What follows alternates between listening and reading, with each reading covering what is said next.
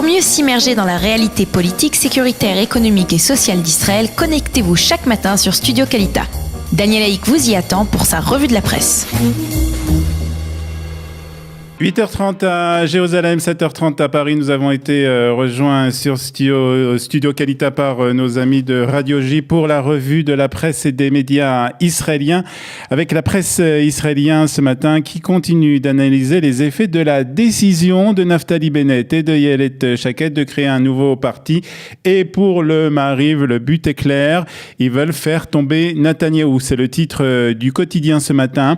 Il cite des responsables du Likoud, mais c'est aussi l'avis de Binyamin Netanyahou. En effet, selon le Israël Hayom, Binyamin Netanyahou aurait déclaré « Ils écrasent des partis du bloc de la droite. C'est un processus qui est dangereux », aurait ajouté Binyamin Netanyahou.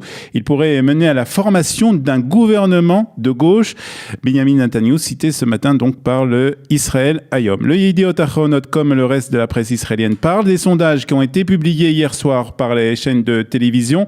Selon un sondage publié par la deuxième chaîne, le nouveau parti de Naftali Bennett obtiendrait 6 sièges, tandis que selon Arutz Esser, il en obtiendrait 8. Et enfin, selon un sondage de la première chaîne de la télévision israélienne, il prévoit, lui, que le parti de Naftali Bennett et Ayelet Shaked remporterait 14 des 120 sièges du Parlement israélien. Comme vous le voyez, les différences entre les chaînes sont importantes. Preuve que le public n'est pas encore décidé. C'est un public indécis, écrit ce matin le Yediot Ahronot.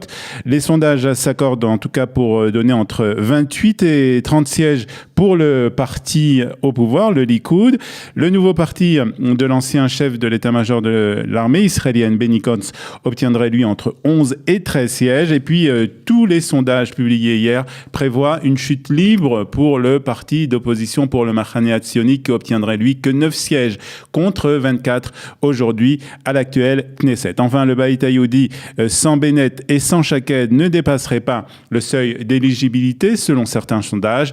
D'autres sondages prévoient entre 3 et 4 sièges. Confus? Oui, c'est la question que pose ce matin Mati Turfeld dans le Israël Hayom. Les sondages aussi sont confus, poursuit le commentateur du quotidien. La multiplicité du nombre de petits partis risque de faire perdre le pouvoir à la droite. Binyamin Netanyahou a de quoi s'inquiéter, conclut ce matin le commentateur de Israël Hayom. Pour Meir Uziel, dans le Maariv, les fêtes de fin d'année de la gauche israélienne seront particulièrement joyeuses. En effet, Naftali Bennett et Ayelet Shaked sont les raisons de cette joie. Ils ont surpris la gauche qui était désespérée, écrit ce matin donc Meir Uziel dans le Maariv. Enfin, le Israël Hayom cite ce matin le Rav Aviner, l'un des dirigeants spirituels du sionisme religieux. Il ne représente pas le sionisme religieux, explique le Rav Aviner au quotidien, qui félicite d'autre part les deux politiciens de la décision qu'ils ont prise. Voilà, c'était ce qu'on pouvait dire en tout cas concernant cette bombe politique qui a été déposée par Ayelet Shaked et Naftali Bennett samedi soir avec la création d'un nouveau parti à droite. Le titre en première page du Haaretz est consacré à 3 jeunes mineurs israéliens qui ont été arrêtés par le Shin Bet. On n'en sait pas beaucoup plus sur cette affaire. En tout cas, le Haaretz nous explique qu'ils ont été arrêtés hier dans le cadre d'une affaire de terrorisme dont les détails n'ont pas encore été révélés.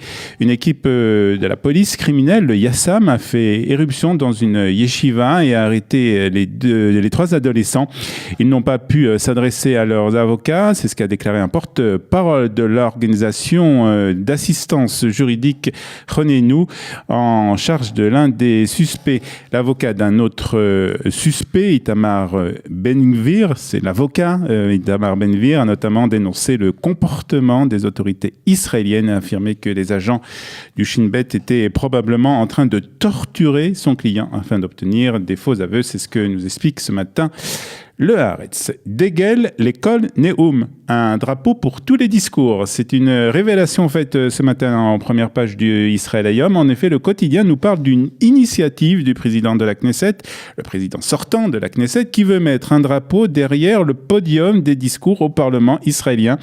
Ainsi, les députés seront photographiés en train de prononcer leur discours avec le drapeau de l'État d'Israël en fond de décor. Mais cette initiative ne plaît pas à tout le monde. C'est ce qu'explique Yehuda Schlesinger dans Israël Hayom ce matin. Le député arabe israélien Ahmed Tibi est lui furieux. Yoli Edelstein a eu 6 ans pour améliorer l'image raciste du Parlement israélien et la seule chose qu'il a fait, c'est d'ajouter des drapeaux de l'État, a déclaré le député arabe. C'est une réparation de l'histoire, a répondu le président de la Knesset, Yoli Edelstein.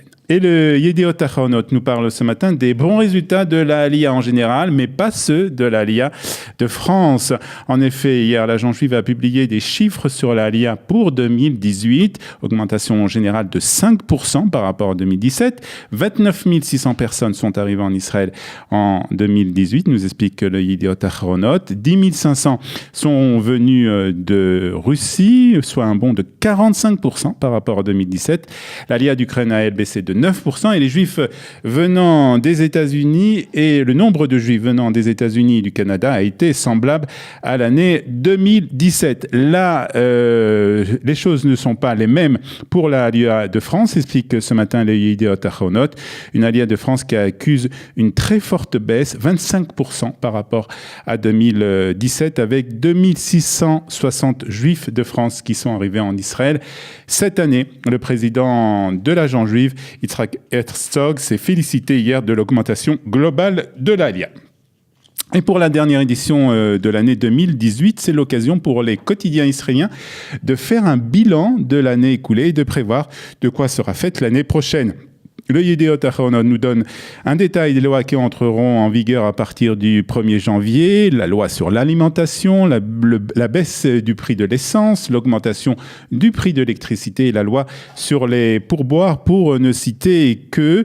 Et l'Israël Hayom fait lui une prévision et a mobilisé ses principaux éditorialistes pour faire des prévisions pour l'année prochaine. Mati Tourfeld en politique, Avraham Ben-Zvi pour les relations avec les États-Unis, Yoav Limor pour la défense et Eran Suissa pour les spectacles, avec l'événement principal de l'année 2019 qui sera bien entendu le concours Eurovision.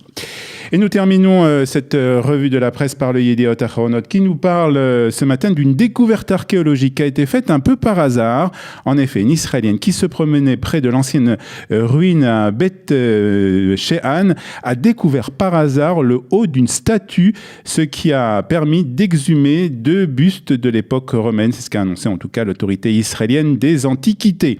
Il s'agit de sculptures de grandeur nature taillées dans le calcaire et découvertes dans la ville de Beth She'an, dans le nord du pays, au début du mois de décembre. Les bustes bien conservés représentent 2 hommes. L'un d'eux porte la barbe et son buste a été sculpté dans le style oriental à la mode vers la fin de la période romaine.